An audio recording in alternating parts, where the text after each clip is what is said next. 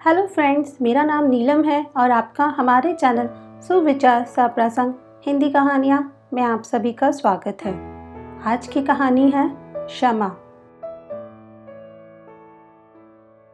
एक सेठ जी ने अपने छोटे भाई को 3 लाख रुपए व्यापार के लिए दिए।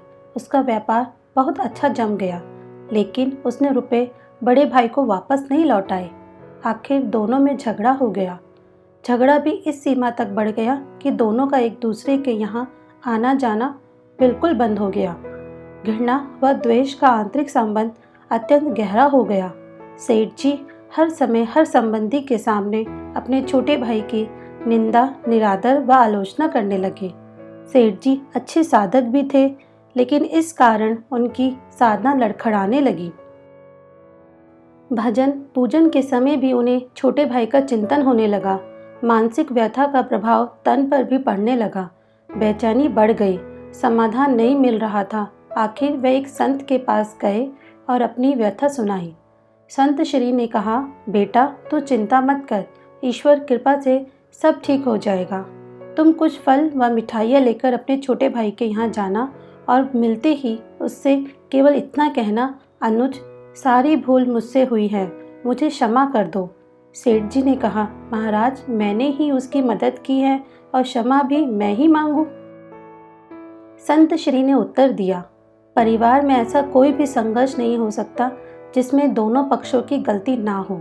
चाहे एक पक्ष की भूल 1% हो, दूसरे पक्ष की 99% पर भूल दोनों तरफ से होगी। सेठ जी की समझ में कुछ नहीं आ रहा था। उसने कहा, महाराज मुझसे क्या भूल हुई? बेटा तुमने मन ही मन अपने छोटे भाई को बुरा समझा, यही है तुम्हारी पहली भूल। तुमने उसकी निंदा, आलोचना व तिरस्कार किया, यह है तुम्हारी दूसरी भूल। क्रोध पूर्ण आंखों से उसके दोषों को देखा, यह है तुम्हारी तीसरी भूल। अपने कानों से उसकी निंदा सुनी, यह है तुम्हारी चौथी भूल। तुम्हारे हृदय में छोटे भाई के प्रति क्रोध व घृणा है, यह है तुम्हारी आखिरी भूल। अपनी इन भूलों से तुमने अपने छोटे भाई को दुख दिया है। तुम्हारा दिया दुख ही कई गुना होकर तुम्हारे पास लौटा है।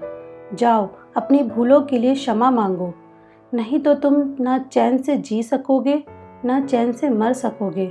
क्षमा मांगना बहुत ही बड़ी साधना है और तुम वो एक बहुत अच्छे साधक हो। सेठ जी की आंखें खुल गई। संत श्री को प्रणाम करके वे छोटे भाई के घर पहुंचे। सब लोग भोजन की तैयारी में थे। उन्होंने दरवाजा खटखटाया। दरवाजा उनके भतीजे ने खोला।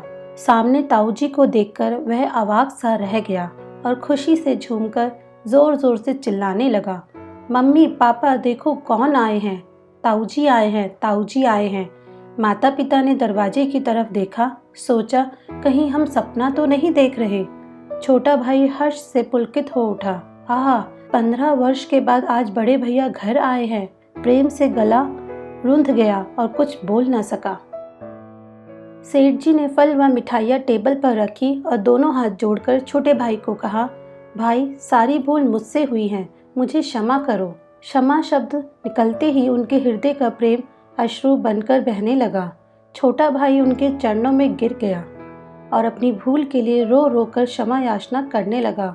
बड़े भाई के प्रेमाश्रु छोटे भाई की पीठ पर और छोटे भाई के पश्चाताप व प्रेम मिश्रित अश्रु बड़े भाई के चरणों में गिरने लगे।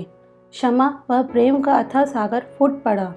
सब शांत, चुप, सबकी आंखों से अविरल अश्रुधारा बहने लगी।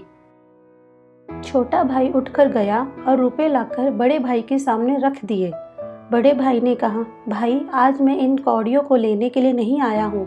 मैं अपनी भूल मिटाने, अपनी साधना को सजीव बनाने और द्वेष का नाश करके प्रेम की गंगा बहाने आया हूँ।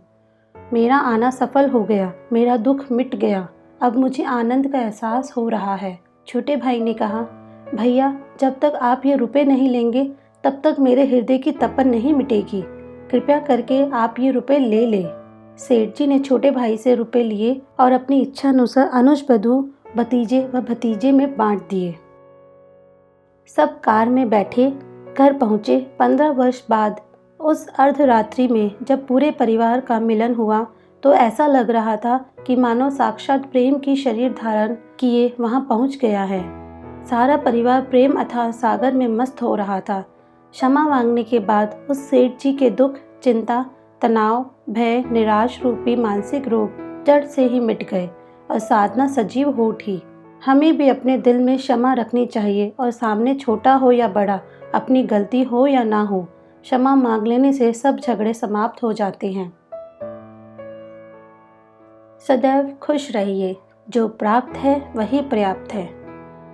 आपको कहानी अच्छी लगी हो तो लाइक, शेयर एंड कमेंट ज़रूर करें। धन्यवाद।